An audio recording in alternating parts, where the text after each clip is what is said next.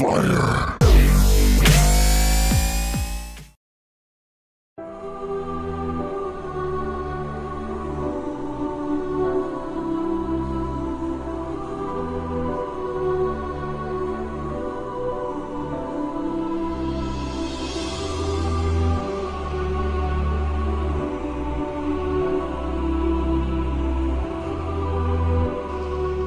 Yeah, am I good? Yeah, you're good. Ready to go? Yeah. Okay. Hi everyone. My name is Julian Montenegro, and today I'm going to talk to you about social stratification. Social stratification is the division of society into layers, such as class, gender, and religion. Now, as you all know, I am a person of means, and as far as social stratification goes, you may not think I'm stratified, but I'm probably the most. Not only did I get the good looks, obviously, but I also have, well, obviously the wealth and the power and the prestige that goes along with that. However, that doesn't mean my life was any harder than yours or any harder than anybody else's. I was born to a low-income family, just like most of you. The only difference is my family had the means and the connections to put me up for adoption and the know-how just to know that there was a better life out there. There was a better life out there for me. I was adopted by an older woman whose daughter-in-law could not conceive but still wanted to have a child of her own. A year into my new life, my new mother passed away. Unfortunately, she was struggling with a disease known as cancer. And my adopted father, a few years later, unfortunately, with guilt-stricken and depressed over his loss, abandoned me and left me with my grandparents. All for the better, I'm sure. My grandparents were pretty much the only parents that I've ever truly known. They raised me from a young boy to the man you see before you. I lived pretty much in seclusion throughout the early years. I was homeschooled. I played with the local kids, but that was it. And there weren't that many kids around my neighborhood. As I grew older, I began asking the questions. What's the rest of the world like? What is beyond the gates? What kind of schools are out there? Eventually, by the time I was able to go to high school, I was able to convince my grandmother, to convince my grandfather to allow me the chance to go to public high school. And there what I found was a culture shock. Everybody was divided, and not just by the color of their skin, but by the hair, the type of hair they wore to school, by what they could do, whether it be playing band instruments or playing with a football. Even now, with my choice to come to Seminole State College, I'm proving that I am rebelling against the very system which I was introduced into. If we are to find new ways to help our society, we have to break away from the norm. We have to do things differently than what's expected. From my background, I was expected to go into either law school or medical school, where my grandfather went to the very university, the Georgetown University, where he took his medical school. I was expected to do great things with my life, and I do expect to do great things, but just on my terms. Even though I was adopted, that doesn't hinder me any less. Even if you are adopted and you are adopted into a middle class family, that's not going to hinder you. Adopted kids, statistics show that adopted kids do just as well as anybody else. Adopted kids get the same grades as children born to biological parents. So there is nothing stopping us from achieving great things, but we have to remember to give back to the community. Hi, my name is Mitzi. I'm from St. Thomas Virgin Islands. Stratification to me is how society has divided us by color, race, how we speak, and our gender. When I was 4 years old, my parents got divorced and my dad moved to California. When I was 7, I moved to California to visit and decided to stay. He convinced me that I'd have a better education there, make new friends.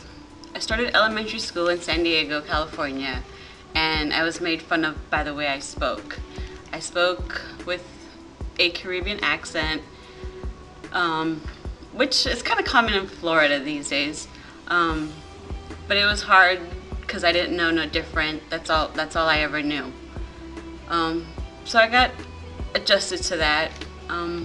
When it came time for middle school, my dad did not want me to go to the school that was zoned for in my area. So he sent me to a predominantly white school an hour away. With that came kids coming up to me asking me not what race I was, but what I was. I would tell them that I was mixed with black and white. When I told them I was black and white, they would tell me that I didn't look black. I blended in more with Hispanic students in that school versus the white kids or the black kids, because even the black kids pretty much told me too that I wasn't black either. So I kind of just did my own thing, and if I had friends, then that was cool. If they spoke to me, they did. If not, it was okay with me.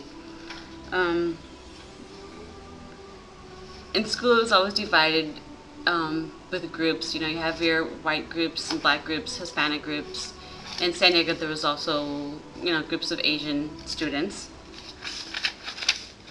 Up to this day, people still ask me, what am I? They come and start speaking to me in Spanish. I think it's funny now, but growing up, in elementary or middle school, where I didn't know no difference because that's all I knew, it was hurtful, and I don't think it shouldn't be asked. Even on applications, school applications we fill out every day, it's on there, and I think that's dividing everybody. Hi, my name is Selena, and social stratification to me means classification of society and division between race, ethnicity, and religion. I was born in the Bronx, New York. I lived there till I was 10 when my parents got divorced. We moved to Florida and I started middle school. In middle school, it was a shock to me how everybody was divided. And now I'm thinking back, like, we were so young to be divided like that, and it just happened, like division, groups over there, groups over here, stay in your group. No, not really much mixing.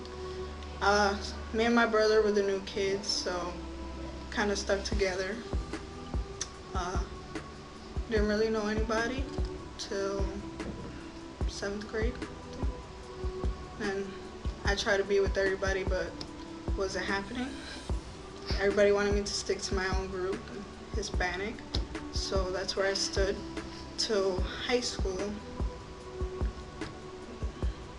High school was still divided, but it's less than middle school. I was raised by my mom, single mother. She raised 5 of us, so it was hard. Definitely 5 different personalities against my mother, so she had a hard time with that. Grew up kind of rough, but it's better now. What are my statistics? I think like 40% of kids with single mothers don't make it to college, so I feel pretty confident right now. I'm in college, doing my thing. My brother's got good grades. My sister, kind of different story there.